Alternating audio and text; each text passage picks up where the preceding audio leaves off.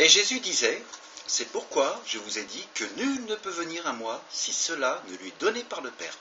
Jean chapitre 6, verset 65. Lorsque nous méditons la parole de Dieu, nous devons observer tous les mots.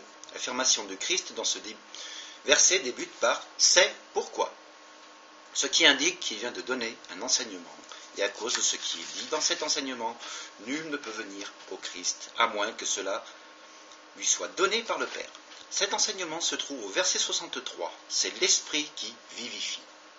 La chair ne sert à rien. Les paroles que je vous ai dites sont esprit et vie. En 1, si l'homme ne peut venir au Christ par lui-même, c'est qu'il est prisonnier de la chair. Il ne peut réfléchir selon l'Esprit de Dieu. 1 Corinthiens, chapitre 2, verset 14. Tous les arguments, toutes les opinions, tous les points de vue du non-chrétien ont ce point commun. Ils sont tous le fruit d'une pensée captive de la chair. Nous ne trouverons jamais rien de l'esprit chez l'homme pécheur.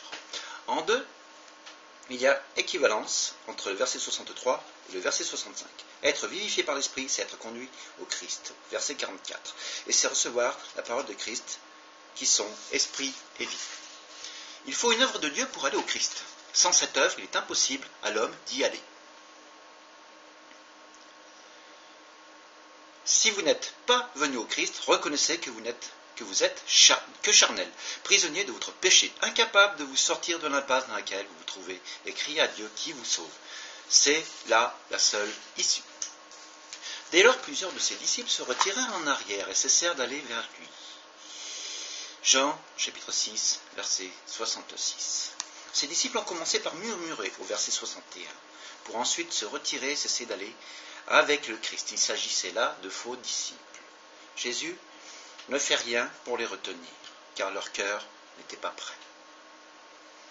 Il ne change pas son message ni son approche. La raison est qu'il sait que les élus vont demeurer. Ceux qui sont donnés par le Père vont persévérer, au verset 65. Le rôle de l'Église n'est jamais de tout faire pour augmenter le nombre de personnes. Il y a une différence entre une Église qui grandit et une Église qui grossit. Ne faisons pas dans la boulimie spirituelle, mais dans la qualité de vie spirituelle. Une Église qui grandit, c'est une Église qui vit la sanctification, la croissance spirituelle, parce qu'elle s'expose aux moyens de grâce, vie d'Église, prière et parole de Dieu, qui sont rendus efficaces par l'action de l'Esprit. Ephésiens 4. Une Église qui grossit est une Église qui voit le nombre de personnes augmenter, mais parce que l'Église a dilué le message. Ne jugeons jamais une Église ou un serviteur de Dieu à partir de la croissance du nombre de ses membres. Si le nombre diminue, c'est peut-être que le serviteur a justement bien prêché la parole de Dieu. Ce verset nous montre que là où la parole de Dieu est prêchée avec droiture, le non-chrétien ne peut pas subsister. Psaume 101, chapitre 101, verset 7. Le non-chrétien va murmurer, quitter ce qui révèle un cœur prétentieux. C'est l'homme qui, se croyant intelligent, décide si une doctrine est logique ou recevable, et il réagit en conséquence. Il n'y a aucune humilité dans cette réaction, aucune soumission, que de la prétention. La parole de Dieu fait toujours l'œuvre de Dieu. Si la parole de Dieu n'est pas prêchée avec droiture, l'œuvre de Dieu ne se fera pas. Cette œuvre consiste à conduire les élus à la repentance et à endurcir le cœur des réprouvés. Jésus dit donc aux 12, « Et vous, ne voulez-vous pas aussi vous en aller ?» Jean chapitre 6, verset 67. En lisant ce verset, je n'imagine pas un pasteur dire cela aux membres de son Église. Et pourtant, Jésus a osé le faire. La porte de sortie ayant été ouverte au verset 66, Jésus demande aux 12 disciples si certains veulent en profiter pour quitter, qu'ils saisissent donc l'occasion, c'est maintenant ou jamais. Jésus sait très bien que les vrais disciples vont demeurer. Jean chapitre 17, verset 12.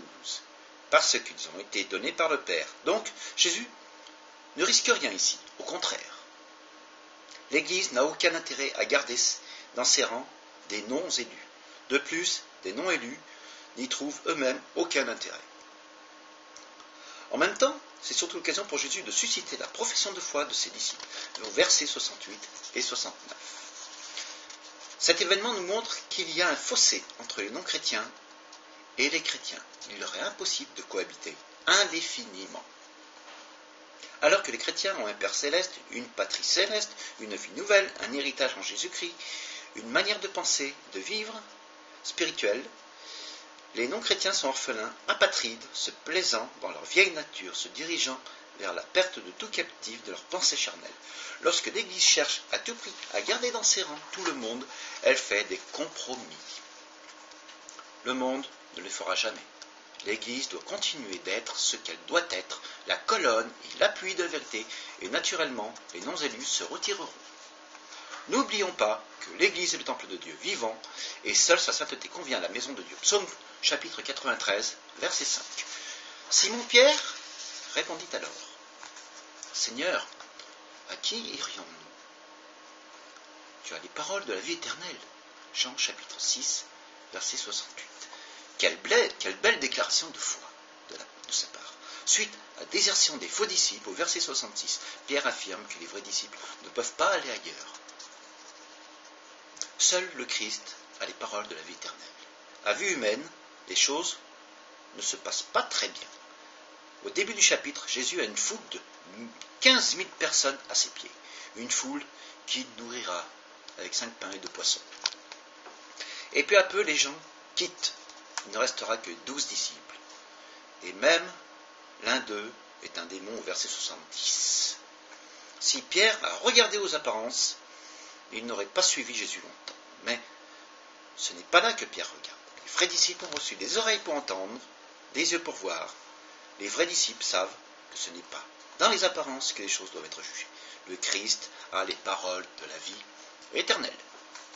Bien des projets de ce monde semblent avoir plus d'efficacité, d'envergure, mais ces choses sont mortes. Elles ne portent pas la parole de la vie éternelle, elles sont stériles. Pour les chrétiens, bien que l'Église soit modeste à vue humaine, cet horizon futur où nous serons tous réunis dans la gloire avec notre Dieu est notre raison d'être et ce qui nous donne de persévérer ensemble. Jésus a les paroles de la vie éternelle et lui seul les a. Il a cette exclusivité absolue. Ce chapitre nous a montré 2 personnes qui ne désiraient pas du pain et non le Christ. Qui ne désiraient que du pain, et non le Christ. Certains ont quitté parce qu'ils ne pouvaient accepter la doctrine de Jésus. Autrement dit, c'était devenu pour eux une barrière.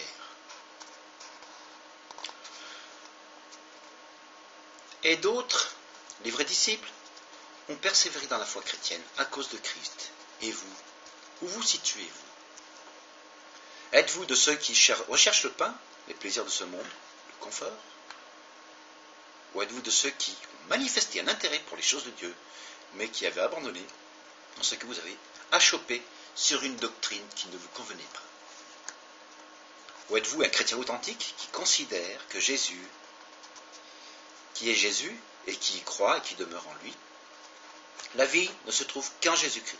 Tout le reste est mort, séparé éternellement de Dieu. Croyez en Jésus, suivez-le, et il saura vous donner la vie éternelle. Et nous avons cru, et nous avons connu que c'est toi, le Christ, le Saint de Dieu. Jean chapitre 6, verset 60. L'homme veut connaître avant de croire. Il veut vérifier avant d'engager sa vie. C'est une curiosité qui appartient à la nature humaine. Ce verset affirme que la foi procède de façon contraire. Nous avons cru et nous avons connu. La connaissance découle de la foi et non l'inverse. L'auteur de l'Épître aux Hébreux présente la même vérité. C'est par la foi que nous comprenons. Hébreux chapitre 11, verset 3. En 1, la première raison est que le contenu de la foi, ce qui doit être cru et compris, ne se vérifie que par les facultés humaines.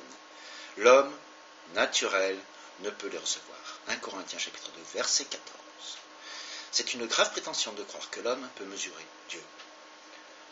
L'homme ne peut placer le Créateur de toutes choses dans une éprouvette pour attester de sa réalité. En 2, la deuxième raison, c'est que si l'homme devait vérifier, connaître avant de croire, ce ne serait plus la foi en Dieu, mais en l'homme. C'est l'homme qui aurait la compétence de connaître le principe de la foi, que la foi exige de la connaissance et découle de la foi. Autrement dit, c'est une folie d'aborder le Dieu transcendant avec une exigence de preuve. C'est Dieu qui nous éprouve et non le contraire. Si vous êtes de ceux qui croient que vous devez connaître avant de croire, je vous invite à réfléchir à cette vérité. Vous êtes malheureusement sur une mauvaise piste. Et si vous êtes chrétien, soyez réconfortés dans le fait de ne pas pouvoir prouver l'existence de Dieu aux autres. Vous n'avez pas à le faire et ce n'est pas faisable d'ailleurs. Lorsque nous évangélisons, nous devons au contraire présenter à l'autre le fait qu'il doit oublier cette exigence de prouver pour croire. Il doit abandonner ses pensées au profit de celles de son Créateur, Dieu. Il doit se repentir de tout ce qui est, y compris cette exigence impossible. Jésus leur répondit, « N'est-ce pas moi qui vous ai choisi, vous, les 12 ? Et l'un de vous est un démon. » Il parlait de Judas, fils de Simon Iscariote, car c'était lui qui devait livrer. Lui, l'un des 12. Jean chapitre 6, versets 70 et 71. Est-ce la doctrine de l'élection qui doit être remise en question parce que Judas avait été choisi et qu'il avait finalement trahi son maître? Certainement pas.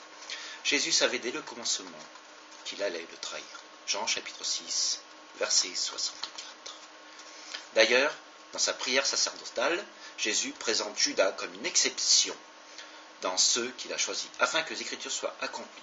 Jean chapitre 17, verset 12.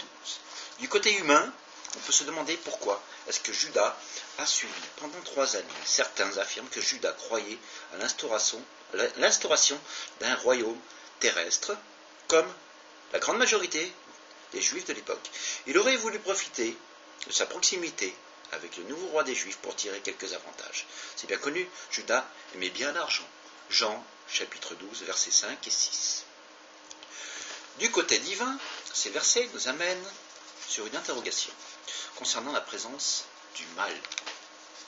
Pourquoi avoir choisi un traître? Pourquoi avoir laissé le serpent dans le jardin d'Éden? Pourquoi le mal dans ma vie?